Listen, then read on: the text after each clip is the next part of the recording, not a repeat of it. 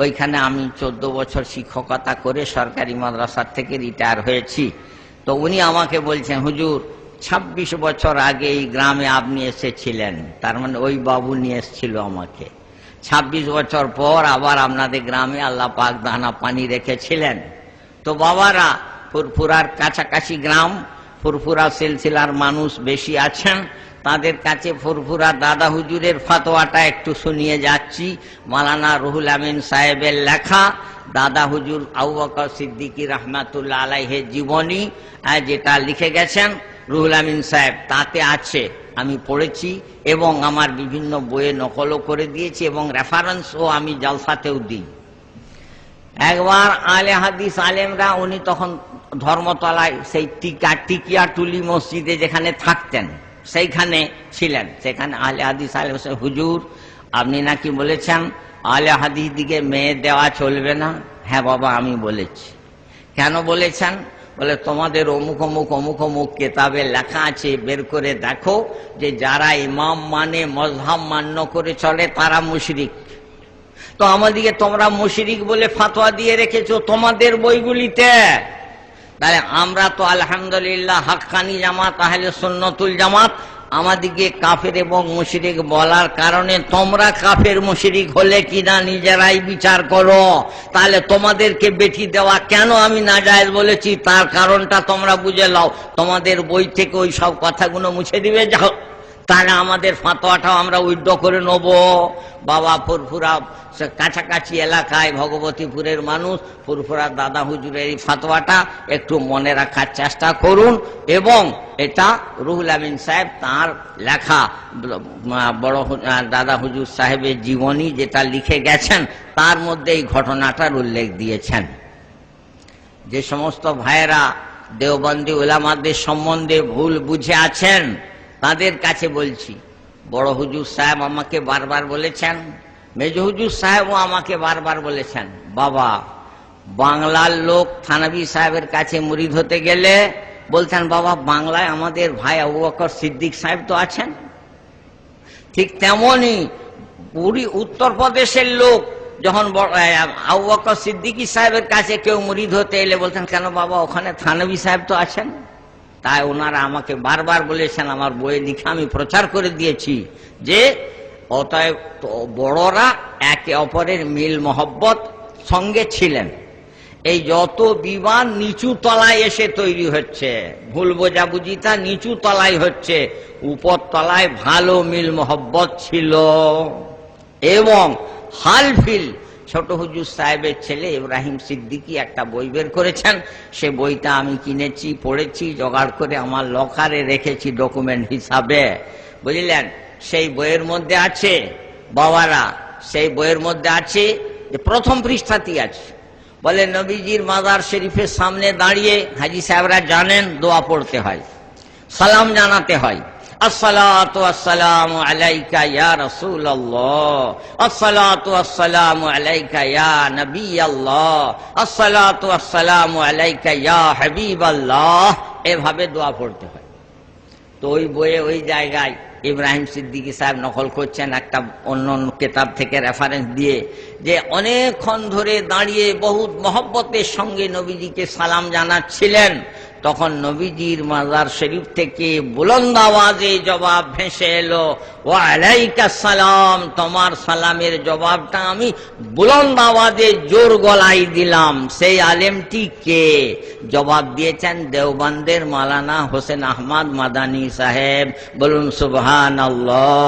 তাই যারা দেওবন্দি আলেমদিকে খারাপ বলে ভাবেন, তাহলে তাদের এই ঘটনাটার দিকে খেয়াল করার জন্য আমি দৃষ্টি আকর্ষণ করছি যে নবীজির মাজার শরীফে বুলন্দ আওয়াজে জবাব যার এসেছে তিনি দেওবন্দের হেড মাওলানা, জামিয়াত উলামার সভাপতি এবং সেই জামানার শ্রেষ্ঠ মুহাদ্দিস ও বুজুর্গ হযরত মাওলানা হোসেন আহমদ মাদানী রাহমাতুল্লাহ আলাইহি, যিনি আসাদ মাদানী সাহেবের আব্বাজি ছিলেন। ভাই, ফুরফুরা সিলসিলার সঙ্গে আমাদের মতভেদ ছোটখাটো খুঁটিনাটি বিষয়ে। যেমন আপনারা এই মজলিসে যারা আছেন অনেকেই দেওবন্দ ভক্ত, তবলিগ ভক্ত, দেখুন গোল টুপি পরে আছেন। আমাদের মাদ্রাসায় চলুন, প্রায় 1000 খানেক ছেলে সবসময় আল্লাহর রহমতে হাজির আছে, বেশিরভাগ গোল টুপি পরে আছে। আমরা কোনোদিন এই ভাইদের মধ্যে বেশিরভাগ তবলিগপন্থী, দেওবানপন্থী বেশিরভাগ সব গোল টুপি পরে আছে। দেখুন আমাদের মাদ্রাসায় গিয়ে দেখবেন, চলুন, যে 1000 ছেলের মধ্যে বোধহয় প্রত্যেক 195 জন গোল টুপি পরে আছে। আমরা কোনোদিন তাদের বলিনি যে বাবা গোল টুপি পরেছি কেন, লম্বা টুপি পর কেন। আমরা গোল টুপিটাও সুন্নত বলে স্বীকার করি, আর লম্বা টুপিটাও সুন্নত বলে স্বীকার করি। লম্বা টুপিটা সুন্নত নয় যারা মনে করেন, তাদের ভুল ভাঙানোর জন্য আমি বই লিখেছি লম্বা টুপি গোল টুপি প্রসঙ্গ। তার জবাবে আমার ভাইয়েরা ভুল বুঝে 6টা জবাবই বই বার করেছিল, তার প্রত্যেকটার জবাব আমি দিয়ে দিয়েছি। তো যাই হোক, আমাদের মতে লম্বা টুপিও সুন্নত, গোল টুপিও সুন্নত, এবং এটা কোনো বড় মতভেদ নয়। তাহলে আমরা আমাদের ছাত্রদিকে বলতাম, এই তোরা কেন গোল টুপি পরেছিস রে? কেন আমরা গোল টুপিও সুন্নত মনে করি, লম্বা টুপিও সুন্নত মনে করি। লম্বা টুপি সুন্নত, তার প্রমাণ হিসাবে আমি বই লিখেছি এবং তার জবাবও লিখেছি। অতএব ফুরফুরা আর দেওবান এই তফাতটা কেমন? যেমন হানাফি মযহাব শাফি মযহাবের তফাত। বাবা হানাফিরা শাফিদের পিছনে নামাজ পড়ছে, শাফিরা হানাফিদের পিছনে নামাজ পড়ছে, আমরা ফুরফুরাপন্থীদের পিছনে নামাজ পড়ছি, ফুরফুরাপন্থীরা আমাদের পিছনে নামাজ পড়ছে। এদের সঙ্গে আমাদের মতভেদটা হানাফি শাফি মাযহাবের মতো, এবং এটা ফতোয়ায়ে সিদ্দিকিয়াতেও লিখেছেন এবং কুতুবউদ্দিন সাহেব মৌলুদ কিয়ামের ফতোয়ার মধ্যেও লিখেছেন যে বাবা এই মতভেদটা, এই লম্বা টুপি গোল টুপির মতভেদ, মিলাদ কিয়াম নিয়ে মতভেদ, এটা হলো হানাফি শাফি মতভেদের মতো। এটাকে যেন এর চেয়ে বাড়াবাড়ি বিবাদ পর্যায়ে যারা পৌঁছাচ্ছে তারা ভুল করছে। বাবারা, আমরা মিলাদ কিয়াম কেন করি না, আমাদের দলিলটা কি, এও আমি বাংলায় লিখে প্রকাশ করেছি, তাও আমি আজকে নিয়ে এসেছি। কেউ যদি ওই জিনিস পড়ে দেখতে চান, বুঝলেন। তো যাই হোক, এই আমাদের ফুরফুরা সিলসিলার সঙ্গে আমাদের যে মতভেদ, এটা হানাফি শাফেঈ মতভেদের পর্যায়ে, এটাকে বিবাদ পর্যায়ের মতভেদ পর্যায়ে পৌঁছালে ভুল হবে। এটা ফতোয়ায়ে সিদ্দিকিয়াতেও লেখা আছে, আর মৌলুদ কিয়ামের ফতোয়া কুতুবউদ্দিন সিদ্দিকী সাহেব যেটা লিখেছেন তাতেও লেখা আছে। তেমনি মাওলানা তাওয়াক্কুল আলী সাহেব নদিয়ার থেকে যে মতভেদী মাসলা সমূহের মীমাংসা বলে যে বই লিখে গেছেন তাতেও লেখা আছে, এবং তাহকিকুল মাসাইল নামে মাওলানা রাইসুদ্দিন সাহেবের তরফ থেকে যে বইটা ছাপা হয়েছে তাতেও লেখা আছে। অতএব এ ফুরফুরা সিলসিলার সঙ্গে আমাদের মতভেদটা হচ্ছে হানাফি শাফি মযহাবের মতভেদের মতো। যেমন আমরা শাফি মযহাবের পিছনে নামাজ পড়ি, ওনারা আমাদের পিছনে নামাজ পড়েন, আমরা ফুরফুরাপন্থীদের পিছনে নামাজ পড়ি, ওনারা আমাদের পিছনে নামাজ পড়েন। আর আমাদের মাদ্রাসা 1000-এর মধ্যে আপনার বোধহয় 900 ছেলে গোল টুপি পরে আছে। আমরা কোনোদিন তাদের বলিনি বাবা লম্বা টুপি পরবে কেন, এটাও সুন্নত ওটাও সুন্নত আমরা মনে করি। আল্লাহ পাক আমাদের আর একটা কথা বলে দিই, বাবা ফুরফুরা সিলসিলা আমাদের সিলসিলা এক জায়গায় গিয়ে মিলে গেছে কোথায়? সৈয়দ আহমদ শহীদ রায় বেরেলভী রহমাতুল্লাহ আলাইহি। শাহ ওয়ালিউল্লাহ মুহাদ্দিস দেহলভী রহমাতুল্লাহ আলাইহির নাম বারবার আপনারা শুনেছেন এবং আজকেও তার বক্তারা উল্লেখ করে গেছেন। তার শিষ্য এবং মুরিদ শাহ আব্দুল আজিজ মুহাদ্দিস দেহলভী রহমাতুল্লাহ আলাইহি, তার বড় ছেলে, তার প্রধান খলিফা সৈয়দ আহমদ শহীদ রায় বেরেলভী রহমাতুল্লাহ আলাইহি, তার প্রধান খলিফা, তার অনেক খলিফা ছিলেন, বোধহয় 1000-এর অধিক খলিফা ছিলেন সারা ভারতে। তার মধ্যে দাদা হুজুর আবু বকর সিদ্দিকী রহমাতুল্লাহ আলাইহির দাদা পীর, যিনি নূর মোহাম্মদ ঝঞ্ঝানবী রহমাতুল্লাহ আলাইহি, নূর মোহাম্মদ চাটগামী রহমাতুল্লাহ আলাইহি, যার চট্টগ্রামে বাড়ি ছিল।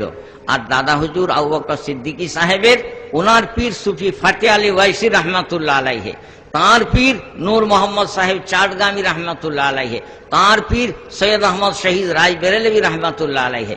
ওই সৈয়দ আহমদ শহীদ রায় বেরেলভী রহমাতুল্লাহ আলাইহির একজন বড় খলিফা ছিলেন আব্দুর রহিম সাহেব, তার খলিফা ছিলেন নূর মোহাম্মদ ঝঞ্ঝানবী সাহেব, তার খলিফা ছিলেন হাজি ইমদাদুল্লাহ সাহেব, তার খলিফা হযরত মাওলানা আশরাফ আলী থানভী রহমাতুল্লাহ আলাইহি, হযরত কাসিম সাহেব নানতবী রহমাতুল্লাহ আলাইহি, হযরত রশিদ আহমদ গঙ্গোই রহমাতুল্লাহ আলাইহি। অতএব একই পীরের দুটো শাখা বেরিয়ে গেছে বাবু। অতএব দুইটাই হাক্কানি জামাত, যদি কেউ মনে করে যে না ফুরফুরা সিলসিলা না হোক, সে ভুল বুঝছে এবং ভুল পথে আছে, আমরা তার কথাটাকে সমর্থন করি না। আর যদি কেউ মনে করে দেওবন্দ সিলসিলাটা না হোক, তাহলে সেও ভুল পথে আছে, ভুল বুঝছে, আল্লাহ তার ভুল ভাঙিয়ে দেন এই দোয়া। এবং এই দোয়া করে আমি আমার বক্তব্য শেষ করছি। দরুদ শরীফ পড়ুন, দোয়া করা হবে। আল্লাহুম্মা সাল্লি আলা সাইয়্যিদিনা মাওলানা মুহাম্মাদিন ওয়া আলা আলিহি ওয়া আসহাবিহি ওয়া বারিক ওয়া সাল্লিম।